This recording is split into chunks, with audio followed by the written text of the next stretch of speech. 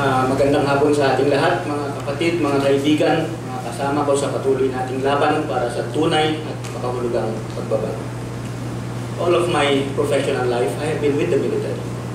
And I thought that if I just stayed on the just and right path, somehow things would be better and that I have given my best to the country.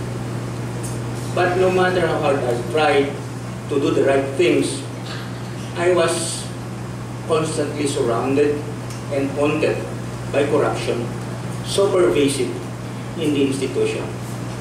And as the situation worsened, I realized that if I did nothing, if I stand idly by, if I just watch while my people are being robbed, being denied of justice, being denied of services, then I would myself be complicit to these illicit and immoral acts.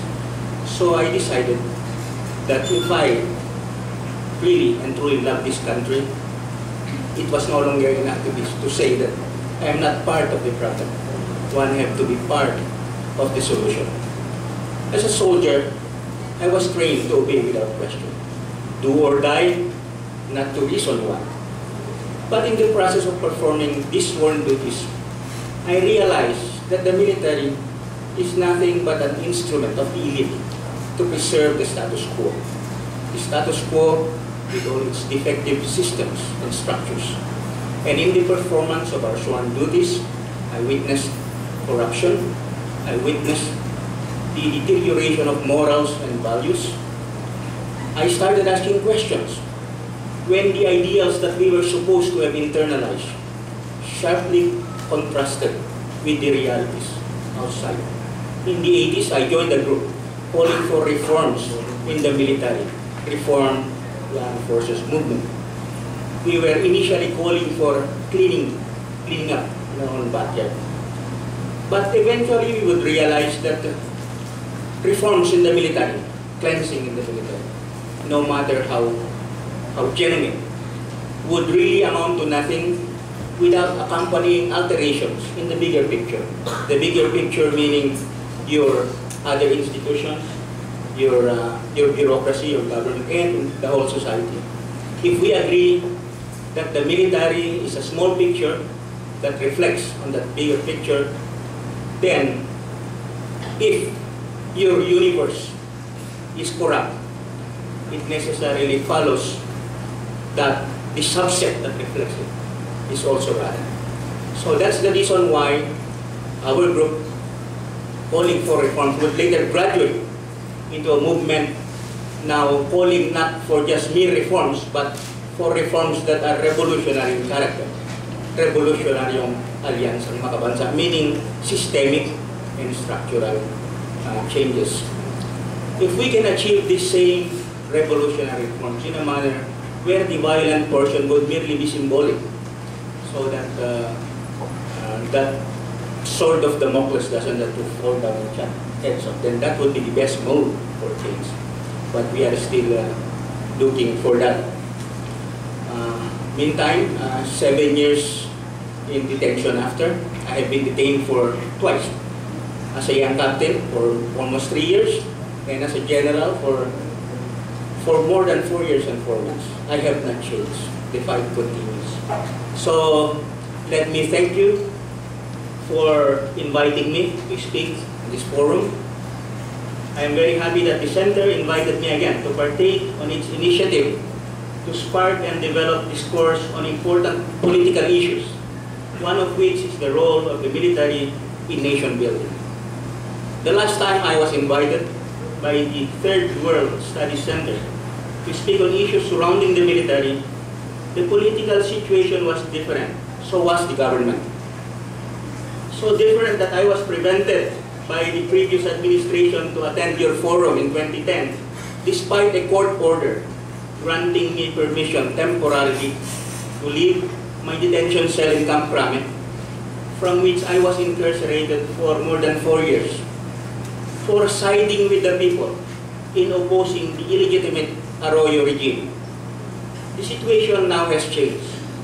Today, I am no longer enjoying provisional freedom provided by court orders that temporarily unshackle me from my incarceration just to attend to functions like this. No more minders, always on the guard, or watching my every move, waiting for the slightest seditious word that I would utter against the previous administration. Now I stand before you as a free man. While I am no longer dressed as a member of the uniformed service, I am still an active participant in our collective endeavor to deepen democracy and pursue meaningful change as a private citizen. But my desire for genuine change, truth, and accountability, things that I have advocated for so long as a soldier, remains the same. In fact, this morning, together with other anti-corruption advocates, we filed a plunder case against Mrs. Gloria Macapagal-Arroyo before the Office of the Ombudsman for her alleged role in the misuse of the controversial PCSO funds, confidential intelligence funds. While some quarters view this issue, together with the rest of the cases linked to Arroyo, as a way for the Aquino government to cover up its own weaknesses, I took part in the case because I believe for the perceived limitations of this new administration, Arroyo, her family and cohorts must be made to account for their colossal crimes against the Filipino people.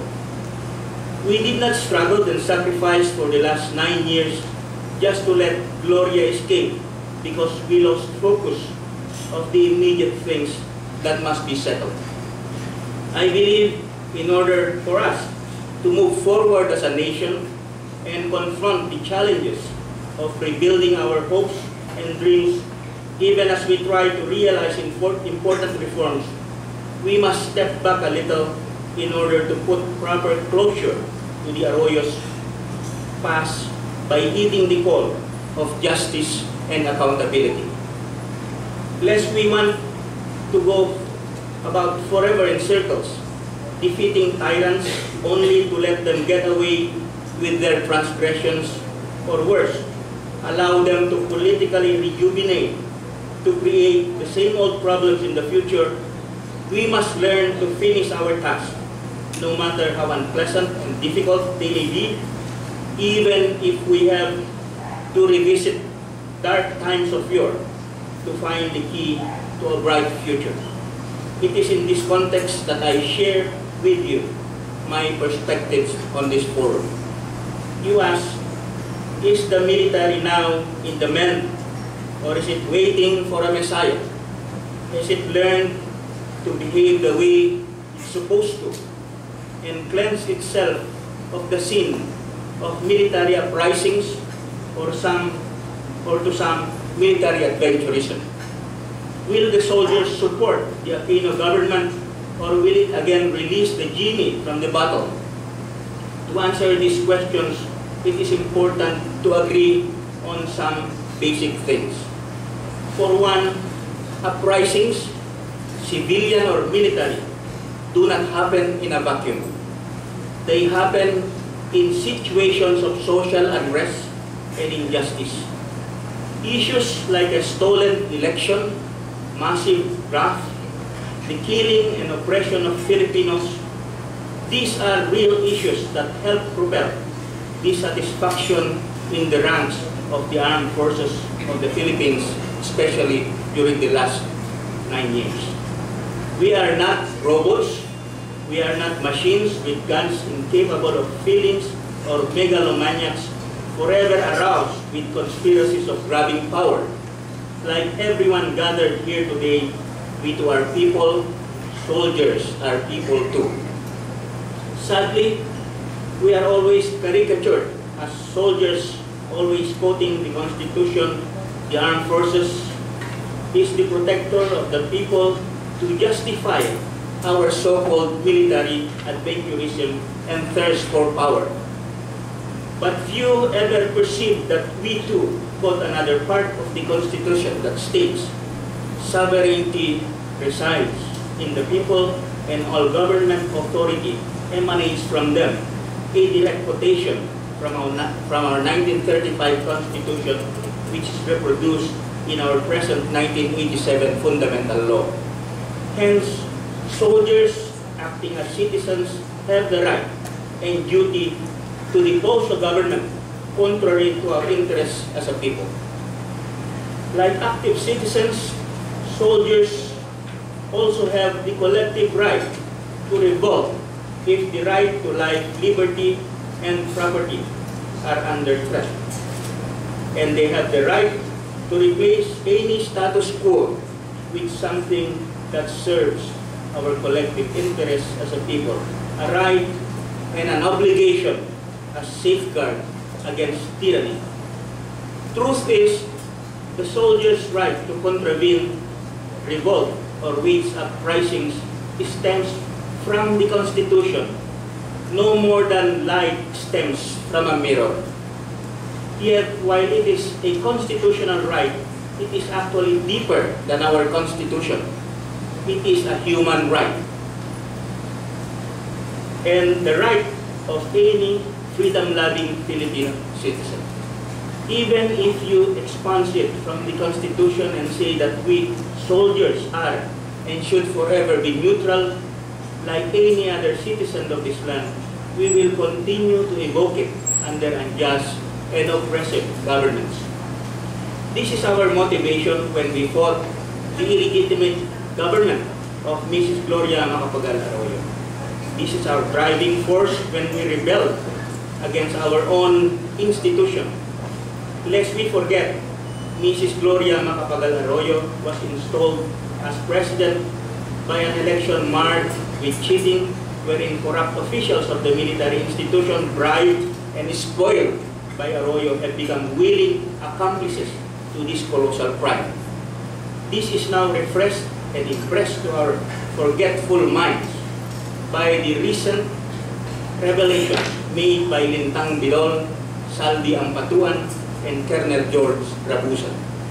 In fact, when there were attempts by the people to overthrow the illegitimate rule of Mrs. Arroyo, her appointed generals were there to protect her truth-challenged government.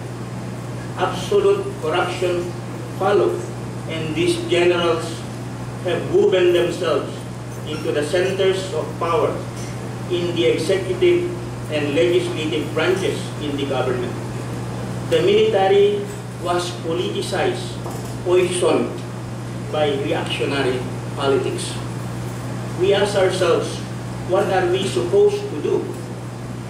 Do nothing and remain neutral while the people we swore to serve and protect are exploited and abused, or embrace and wield a rebelling political perspective to help them in their just struggle for freedom and democracy?